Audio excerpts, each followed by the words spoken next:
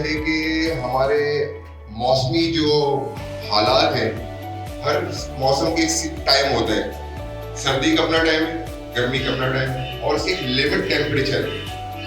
अभी पिछले दिनों आप लोगों ने देखा होगा कि आपके यहाँ एकदम गर्मी की एक शदीद लहर बिल्कुल 2-3 साल से चल रही है। आप लोगों ने देखा होगा, हीट स्ट्रोक जिसको कहते हैं। लोग बेहोश हो जा रहे थे, लोग मर भी रहे थे, ठीक है, ये आप लोगों ने देखा होगा। फिर एकदम आके कराची शहर में सैलाब का एकदम 2-3 साल से हम देख रहे हैं कि सैलाब मुसलसल चला रहा है। इस मरतबा सैलाब ऐसा है कि पूरे पाकिस्तान का 75% एरिया जो है वो बोले भाई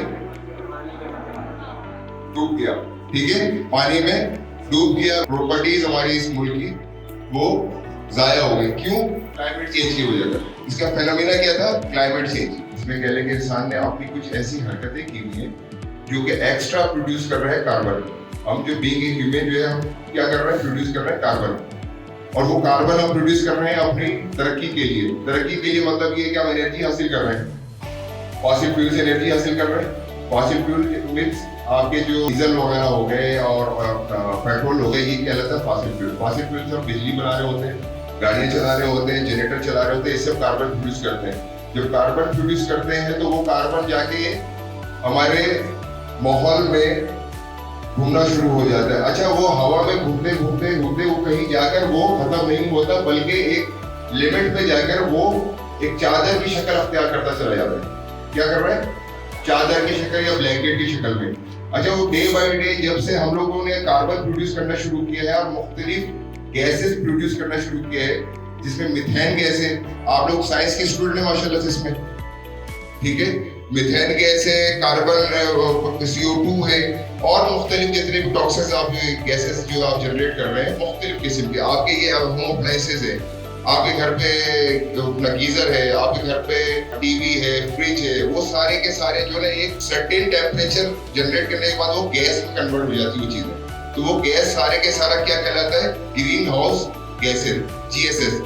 तो ये ग्रीन हाउस गैसेस क्या होता है? ये ग्रीन हाउस गैसेस जो है आपके एक सर्टेन लेवल पे जाके वो एक चादर के मानिंद वो छाता चला जा रहा है और डे बाय डे उसकी जो है थिकनेस जो है वो भी बढ़ती जा रही है, ठीक है। जब ये सूरज की शुआएं जमीन को टच करती है तो ये आपके ये टेम्परेचर जनरेट होता है। टेम्परेचर जनरेट होने के बाद ये टेम्परेचर को वापस चले जाना चाहिए था, मगर ये टेम्परेचर को रोक कौन रहा है? ये देखिए एक लहर नजर आ रही है आपको, ये आपको जो है ना ये एक आपके ब्लैंकेट ने उसको रोका हुआ है। अगर ये टेम्परेचर वापस अपनी जगह पे चली जाए तो आपका टेम्परेचर नहीं इंक्रीज होगा, मगर क्या है कि अनफॉर्चुनेटली इस ब्लैंकेट ने इस टेम्परेचर को रोका हुआ है। जब ये टेम्परेचर रुकेगा तो आपके टेम्परेचर डे बाय डे बढ़ता चला जाएगा। इसीलिए गर्मी के दिनों में गर्मी में इजाफा और सर्दी के दिनों में, इससे पहले पिछले साल सर्दी में इतनी नहीं थी जितनी इस साल पड़ गई, ठीक है। पिछले साल गर्मी भी इतनी नहीं थी जितनी इस साल पड़ेगी। अगर पिछले साल जिन्होंने गर्मी ऑब्जर्व किया था उसके पिछले साल इतनी गर्मी नहीं थी। डे बाय डे हम शिद्दत में इजाफा हो रहा है, मौसमी तब्दीली की शिद्दत में इजाफा हो रहा है। उसमें ग्लेशियर्स पिघल रहे थे, ठीक है। 700 ग्लेशियर्स हमारे पाकिस्तान के अंदर है। कितने? 700 ग्लेशियर्स। अच्छा, 700 ग्लेशियर्स जो है ना बहुत तेजी से पिघल रहे हैं हमारे। तो अब उसके पिघलने से क्या हो रहा है? हमारी जो नदी नाले जो दरियाएं हैं, जो उनकी बेल्टें हैं, वो एक खास लेवल या खास गहराई तक है। वो एकदम एक बहुत बड़ा पहाड़ जो है बर्फ का पिघल जाए और उसकी पानी का जो फ्लो उस दरिया के अंदर तो क्या होगा वो? अब एक गिलास पानी के अंदर 1 लीटर पानी डाल देंगे तो क्या हो जाएगा? ओवरफ्लो हो जाएगा। तो सेम वो सैलाब क्यों जनरेट होता है?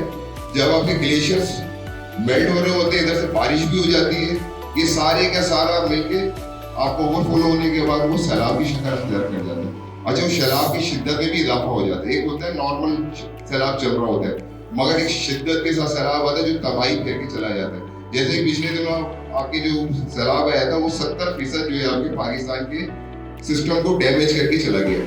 कार्बन इमिशंस को किस तरीके से कंट्रोल करें, इसके लिए सबसे छोटी सी बात मैं आप लोगों को ये बताऊंगा कि हम पहले तो सफाई सुथराई का ख्याल रखें, क्योंकि हमारा दीन इस्लाम में जो है सफाई निस्फ ईमान है, ठीक है। हम अपनी सफाई से शुरू करें, अपने इर्द गिर्द के माहौल को खुद भी साफ सुथरे रहें, इर्द गिर्द के माहौल का साफ सुथरा रखें और साथ में जो है जो कचरा जलाते हैं लोग, हमारे यहाँ क्योंकि कचरे का एक बहुत बड़ा मसला है, खासतौर पर कराची की बात करूँ, इस वक्त कराची की जो एयर क्वालिटी है दुनिया के तीसरे नंबर पे एयर क्वालिटी पे आ रहे हैं, सबसे थर्ड क्लास। जो बच्चे मास्क लगा बैठे हैं वो बिल्कुल सही बैठे हैं, वो इस वक्त जो हमारी एयर क्वालिटी है उसके हिसाब से मास्क लगाना कंपलसरी है। WHO कहते हैं कि अगर जो मास्क नहीं लगाता तो उसकी लाइफ जो है खतरे में है, नो डाउट।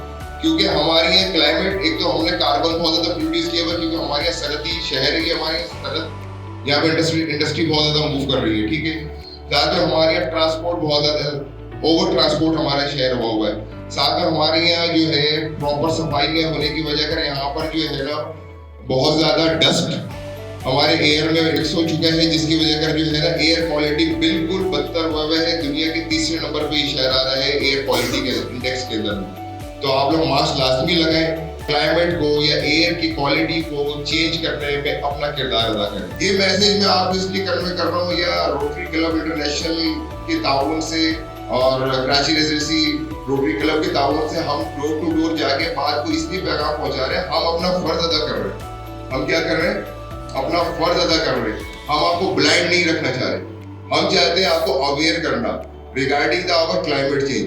अगर हमने क्लाइमेट चेंज के ऊपर सीरियस नहीं हुए और हमने इसके ऊपर हिकमत अमली नहीं अपनाई तो इसका नुकसान हम भी थोड़ा बहुत उठाएंगे, क्योंकि हमने अपने एक सर्टेन लाइफ का जो लिमिट है वो पास कर लिया, थोड़ा बहुत रहता है। क्योंकि 60 to 70 ईयर्स जो है ना इस पाकिस्तान की एक एवरेज है इंसान की जो है। मगर अब क्या है कि इसके हम चले जाएंगे तो हमारे पीछे कौन आ जाएगा? आपके पीछे आपकी नस्लें। इस तरीके से ये रोटेट हो रहा है साइकिल, ठीक है। मैं ये चाहता हूँ, हमारी टीम ये चाहती है कि आप सबको इन सारी चीजों के बारे में पता होना चाहिए। क्यों पता होना चाहिए? जब आपको पता होगा तो आप इसकी पेशबंदी करेंगे, आप इसके लिए फिर अपने ऑल्टरनेट एनर्जी को इस्तेमाल करेंगे कि हमने इसको किस तरीके से ओवरकम करना है या कंट्रोल करना है।